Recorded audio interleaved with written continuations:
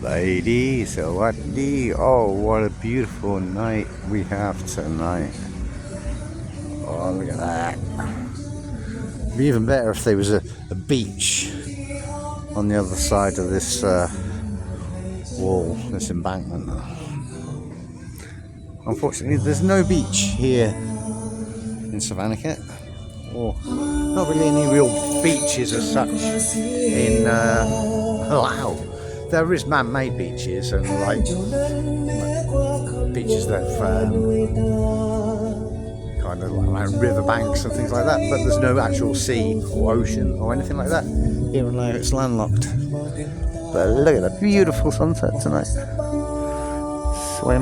And the wind's not too bad and the temperature's not too bad. There's a little bit of a nip in the air tonight, but nothing too much. I'm going to obviously try and keep talking because there's music, as you can hear in the background there now. So the kiddies' bouncy castle, or like the children's play area, trampolines, bouncy castles and such like. Wow. Beautiful, beautiful sunset tonight. It's been quite cloudy, and like I say, very windy last few nights.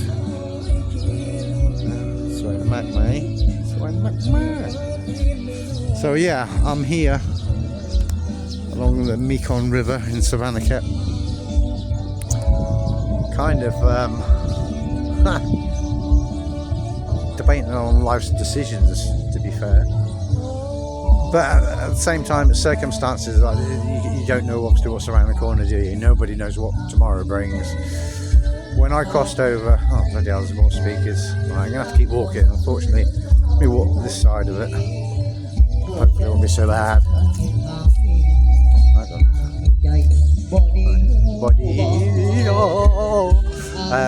Yeah, it was just how circumstances are. I crossed the border on the same day, I think, or the day before. Actually, it might have been the day before, I think. Thailand changed its immigration rules, and I brought my motorbike over from Thailand. So yeah, I don't know how badly screwed I am, or maybe not, because obviously, you know, with any rules being enforced, like newly enforced, just, you know, like being introduced, there's normally like a bit of a grace period. No one seems to talk about it here in Thailand, but I'm sure Thailand has a grace period with any changes of new laws.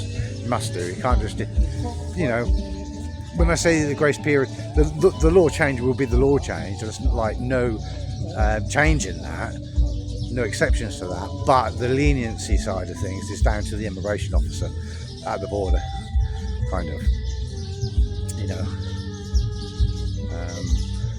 If they obviously suspect you of any crimes or anything like that, then, you know, they've got every right to refuse entry. But at the same time, if they suspect you of any crimes, surely they would obviously want to arrest you for them crimes. So like just saying, oh no, you can't cross, doesn't kind of make any sense.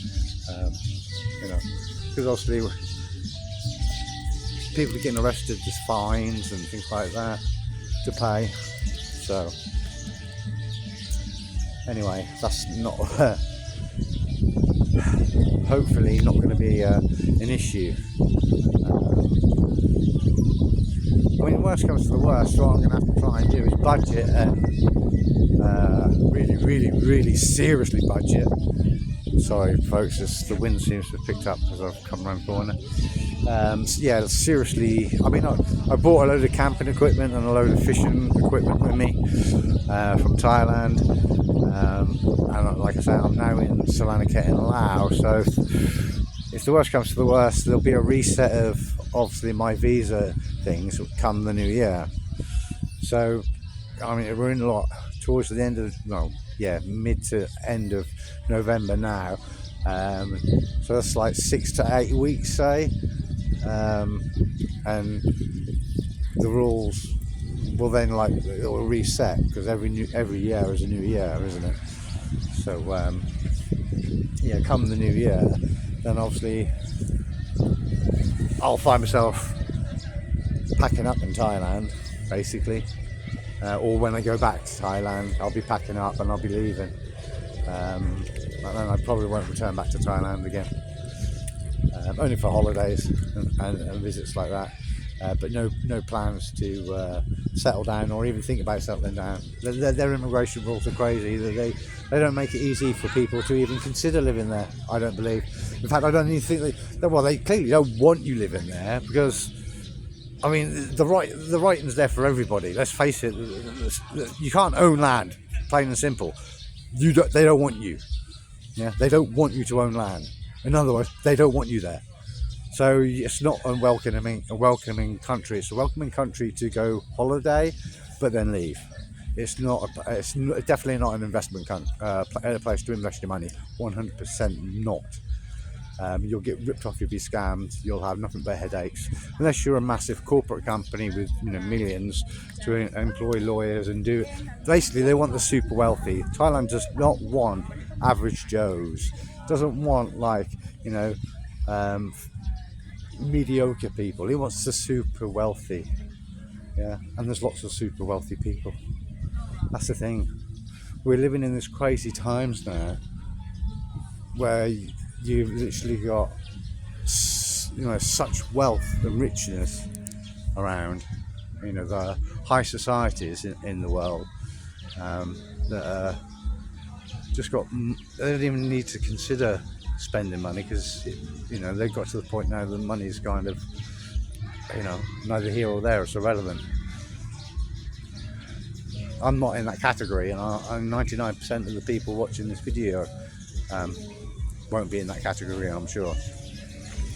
Although most of my subscribers that watch my videos, which by the way, like, share, subscribe, because there's a lot of you that do watch the videos but don't subscribe, so please consider subscribing. Yeah, my time's done in Thailand now with this recent change with the border crossing. Apparently now has gone down to apparently 30 days now. So if you do a border crossing, they did up it last year to 60 days to encourage tourism back after COVID, because the numbers have dropped significantly. But obviously they must have recovered, I'm assuming, because now they're going back to 30 days. But they've changed the one thing, because that's just going back, to how it was before. But the real change, that a lot of people who've maybe visited Thailand and done the border run thing, they crossed the border and gone back. Previously, you was able to do the land border crossing. So can't see it from this angle. I think it's Bridge 5. I think it's Mukdahan and Savannkhet anyway behind me. Yeah. Previously, you've always been able to do 2 land border crossings. Although if you did it literally cross and back, they kind of don't like that so much, because they want you to obviously come and spend time in Laos. And rightly so. Why wouldn't you want to spend some time here? But the people who are obviously a lot of the people who have been doing these border runs, the guys that got girlfriends back in Thailand, and they don't want to be here in Laos. They want to be back in Thailand. So I'd advise any guys that in that position, bring your girlfriend with you to Laos, because it's a beautiful place. Yes, it's landlocked, but Thai people, generally speaking, don't actually like the beach. They don't like the sun. So if you meet a girl in Pattaya and you got to do a border run, and you want to, Cambodia, well, you can't go to Cambodia at the moment because the border's still closed, as far as I'm aware. I haven't heard any updates to the border. Why am I walking back that way? That's where that's where all the music's coming from. Let me walk up on the roadside. So yeah, I'm loving being back in Savannkhet. Savannkhet's got my heart. It always has. From I say always. Victim of circumstance again, I suppose. Obviously, when I was here the first time, I had the motorbike accident on day 2. So yeah, that wasn't great. But that wasn't technically in Savannkhet. That was going to the monkey forest. So yeah, anyone going to the monkey forest, be very, very careful. Once you get off the main road, don't go at any points of the day, either sunrise or sunset, because when you that extra beam of brightness in your eyes, and you need to see every single pothole. Yeah, that's why obviously people drive out. Well, I was driving slowly. I think when I had the accident I was probably going about 10-15 kilometers an hour, and but being catapulted off a motorbike as your front wheel gets buried in a pothole, it doesn't really matter if you're going up 2 kilometers an hour or you know, I say 10 kilometers an hour. Hitting the ground is still hard. But anyway, had it not happened, I would never have met the people that I've met. I would never have fallen in love with this place. So it's a blessing in disguise. I'm going to head down. You know, last little look at the Mekong. Gonna hop down to the night market and get some grub. We've got, since I've been coming here, they didn't have a quacky Amazon. That's new. Normally, the only places I've ever seen, actually no, VTN has got them in the city as well, but a lot of these new PTT petrol stations, gas stations, they all of them, I think, have coffee Amazon. So yeah, that wasn't obviously a petrol station, a gas station, but there's obviously, you see, a new Amazon coffee shop, which is new. And any long-time subscribers might know that I've done an urban exploring of the building next to the night market, which is no longer there. And more development. This Monument Park is having a remake. I think the statue that was there previously, is it still there? I don't know. I think it's the like the head of Laos, like government or someone, I don't know. Don't really not bothered about politics and things like that. Although it's a communist country, you see the hammer and sickle on the flags there, you know, it is communist country. Apart from like the curfew, which I don't think is a bad thing actually. When I say curfew, it's not like you have to go home or anything. Well, you do, in as much as like, but they do have nightclubs and things and pubs and things. They just pay the fine basically. You know, if they're the only nightclub in the city, or you know, like this, you know, it's worth paying a fine to be able to be open past, I think, 11:30. And the night market here got a massive variety. It's open until, I think, most people, I mean, it's off season at the moment, soon to be high-ish season, I suppose, coming up to Christmas and New Year, although the temperature has dropped significantly. You see everybody's kind of got a jumper on or a jacket and hats, some people. What was I saying? I can't remember.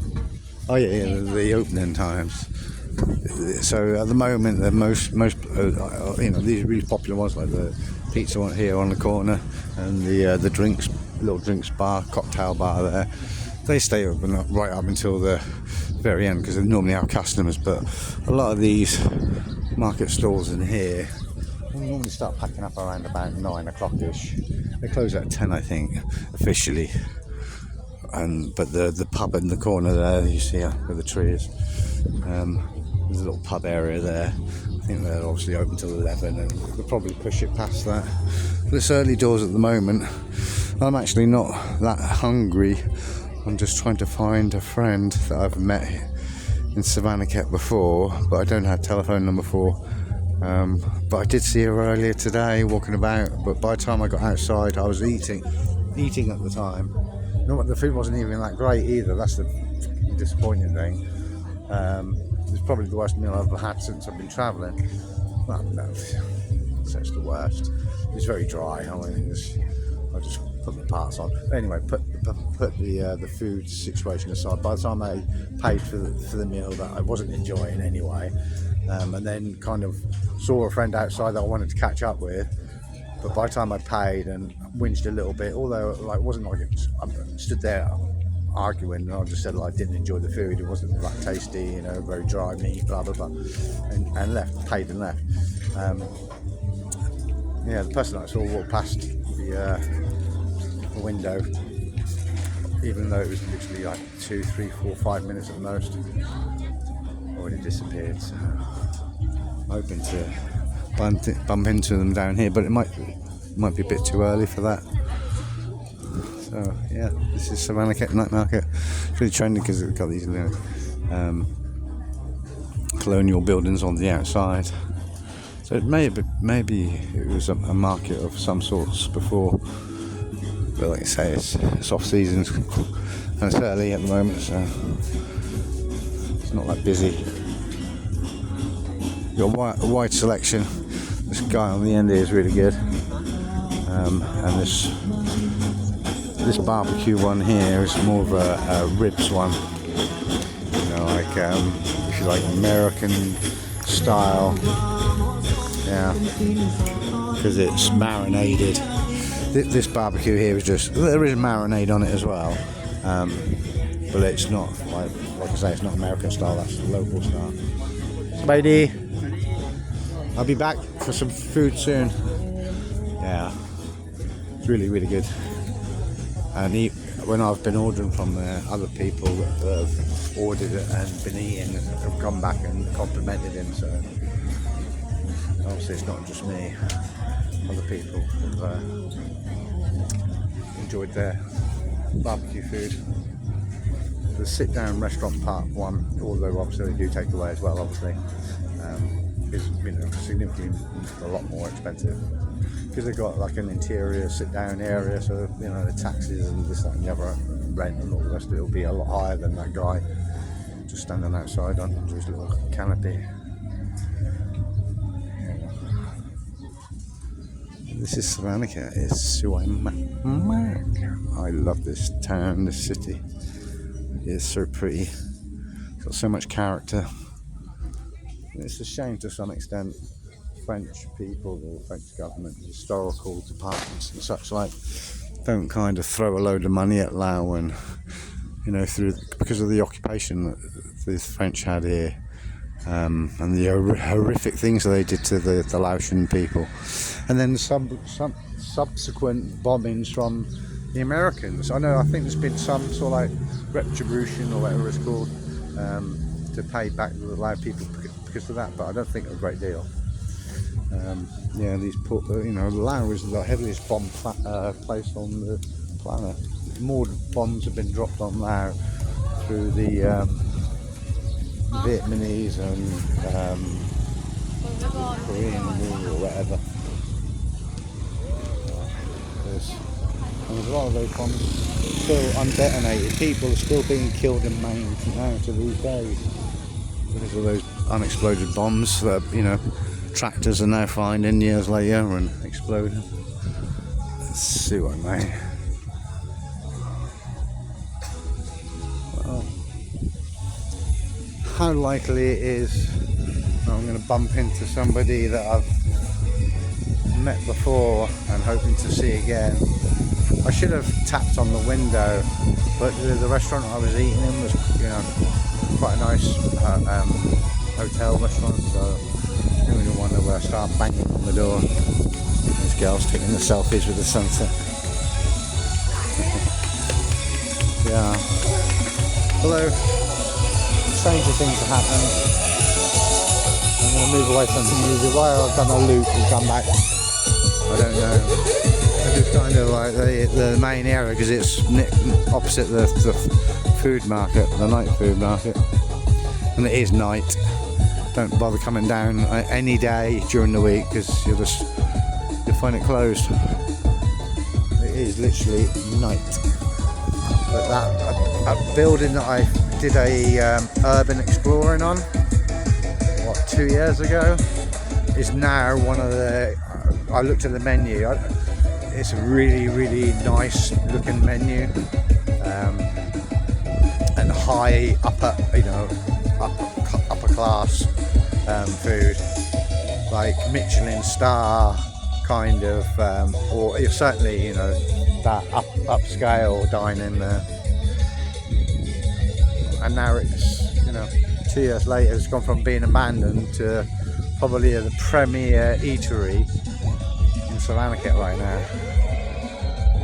Oh, yeah, how things change. Like I've said it in previous videos, Savannkhet has got a lot of investment. I don't know where the money's coming from. There's Chinese money, Korean money, Thai money, European money, but there's just money being spent here. Lots and lots and lots.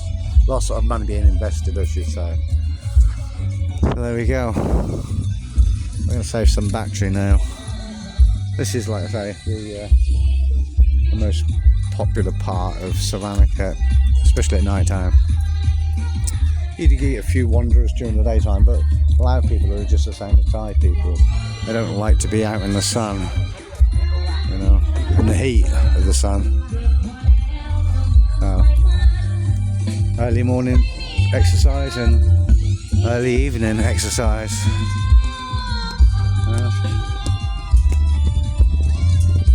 I come down to watch the sunset and have a beer. Yeah, I highly recommend when you're in Southeast Asia, you come to Savannkhet and hopefully fall in love with the place like I have. There is, I think a lot of these upcoming places, there's still lots of room for improvement, but they'll get there. They'll get there. I mean, populations are growing. Like I say, there's masses and masses of wealth around the world. So having a speculative investment in Laos, I think, would be a very safe bet, especially considering what's going on around the world. Once they get on top of some other things, I don't know what its dependency is on, like fossil fuels and things like that. Obviously, I don't know where they get their power from. Is it hydro or solar or a mix? Or do they have, coal or nuclear power stations? I don't know. No idea at all. They might have gas. Who knows? Don't know where they get their supply of energy from here and there. That's obviously one of the biggest things globally right now. Where does your energy come from? You've got to think of your carbon footprint. That's how the world is going at a vast rate. If you're one of these people who've got a high carbon footprint, or you're used to lots of travelling, unless you can afford it, because it's going to be the whole travel industry in the next 10-20 years, unless it gets itself to the point where it's more ecological, the prices are flying, are just going to go, literally are going to go skyrocketing.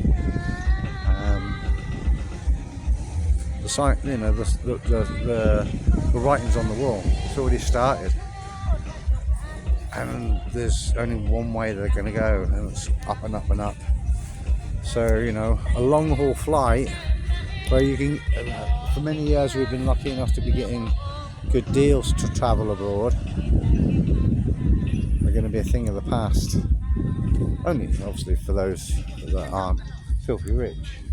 Those that are filthy rich aren't going to give a monkey's about their carbon footprint, and will be able to just travel as normal despite the cost.